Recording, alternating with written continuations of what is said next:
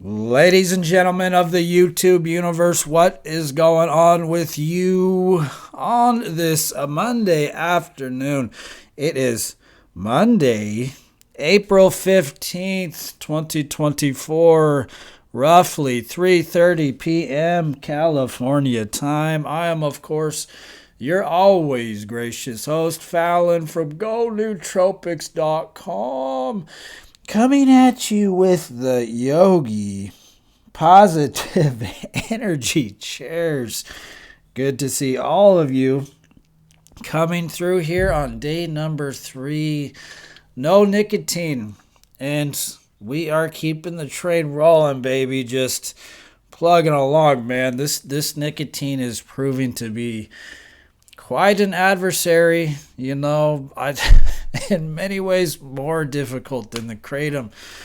Just a kind of near constant level of craving, That's the thing with these addictions is they do a pretty good job of convincing you that you cannot live without the thing, right? It's like, what are you going to do without your after dinner smoke? What are you going to do without your after dinner pouch? Or what are you going to do on your drive to work? Right? You light up a smoke or you pop in a pouch right in the morning. You light up in the car. The addiction tells you what you're not going to survive, right? If you don't light up that smoke, that first morning smoke on your way to work, you're not going to survive. It's almost like these things, it's like a demonic possession that comes inside of you. These addictions, they almost speak for themselves. It's kind of scary. They speak for themselves. They tell you that, what are you going to do? You can't survive without us. And you almost believe it too. Don't you almost believe it? Like for a very brief second, you do believe you can't live without this thing. So this is the battle. This is the battle with addiction. The battle with nicotine. Kratom was difficult. No doubt. The physical withdrawals, no doubt, much harder. The restless legs, we all know about that, but nicotine is just kind of really, really persnickety, man. Just almost near constantly on level of craving, which is kind of starting to dissipate away here on day number 3. I'm starting to kind of catch glimpses that, I can survive without this thing.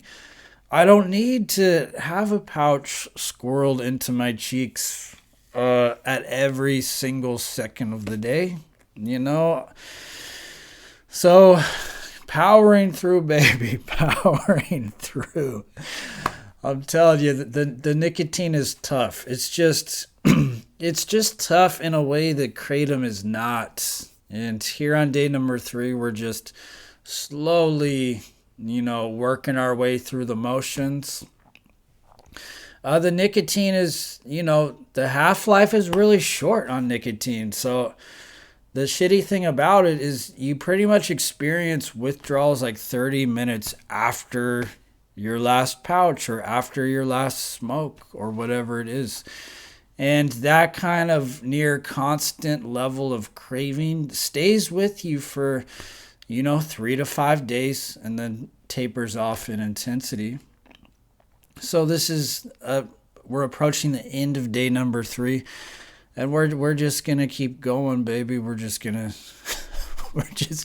to keep going through.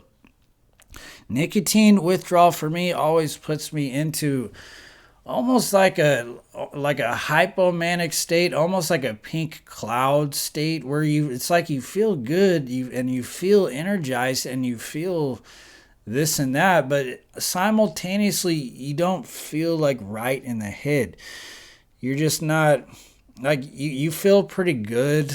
But it's like you develop, at least I developed this near constant level of brain energy in the brain that just doesn't shut off. And this will stay with me for like 3 to 5 days. This kind of brain energy, it will just stay here, and it's trying to prompt me to go get the pouches. It's trying to prompt me to satisfy the cravings. This stimulation. It's like when you fast, you get stimulated. When you quit something, you get stimulated because it's trying to like cattle prod you to go get the thing, because it thinks it's like you must not have any energy, because if you had energy, well, you'd be going to the store to get your smokes, or you'd be going to the store to get your pouches. So it's like your body thinks you must be on your deathbed, so it's kind of prodding you with all these, with adrenaline and cortisol and kind of these, feel good type chemicals. It's prodding you along, thinking you must be on your deathbed, because why aren't you going to the store to get your fix? So this can manifest in some people as almost like a mania. It's a certain level of energy that's nice, but still feels like a little dirty, because it's all mixed into that level of craving. So here we are on day number 3. We're just cutting these things out, and yeah, these things, if you could just power through the first 3 to 5 days,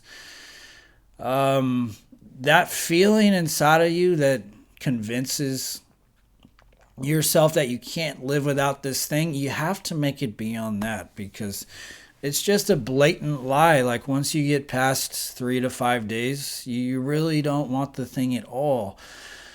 But in those first few days, it really does feel like, what are you gonna do without this thing? What's gonna happen? It almost feels like it convinces you that you cannot survive without the thing. So here on day number 3, just kind of cruising along. It's almost like quitting kratom and then now quitting nicotine. It's like my brain is in this very strange altered state. It's like like feelings I've never felt before, coming, quitting the kratom, quitting the nicotine, quitting all these things, and feeling like I've got all this energy to maybe go do stuff now, but it's like I don't know what to do, right? I have no idea what to do.